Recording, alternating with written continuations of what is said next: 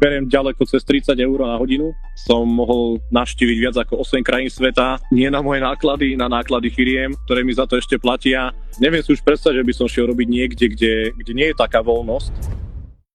Tiež som si ich dohľadal na internete a skúmal som, porovnával som s rôznymi zváracími školami na základe odporúčaní. Potom som sa pýtal rôznych ľudí, ktorí to absolvovali, až nakoniec som sa rozhodol podstúpiť jeden kurz u nich. Prišiel som, vyskúšal som a neľutoval som. Sám som prišiel na to, že vlastne na tom kurze tá jedna metóda nestačí.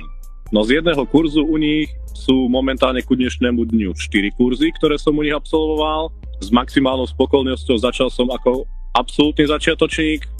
Na kurz som nemal mi nikto požičať, ja som bol nútený predať auto. V priebehu 2 mesiacov som mal všetky peniaze späť a mohol som sa zase znovu odpichnúť od nuly.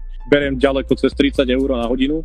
Aj vďaka Sparklandu a tej zmene, ktorú som podnikol, som mohol navštíviť viac ako 8 krajín sveta. Nie na moje náklady, na náklady firiem, ktoré mi za to ešte platia. Stále zváram, stále sa venujem zváraniu. Zváram po celom svete, momentálne sa nachádzam v Berlíne na jednej stavbe. Sú to konkrétne mikročipy, to už je, by som to nazval takou vyššou úrovňou toho zvárania, alebo najvyššou úrovňou toho zvárania. Život má svoje čaro, je to super, vrajme tie začiatky. 10-15 rokov človek porobí, príde domov s neskutočným balíkom peňazí a už je len na ňom, ako sa vlastne rozhodne. Ale ponúka nám to napríklad rôzne cestovanie, poznávanie nových ľudí, nových krajín, nejaké zážitky. Neviem si už predstaviť, že by som šiel robiť niekde, kde nie je taká voľnosť, ako mám momentálne tu.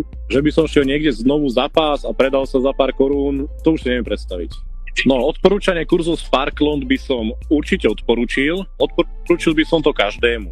Každému hlavne. Martin vám pomôže za prvé prekonať obavy, ktoré som mal aj ja, keď som začínal. Dovedie vás k cieľu.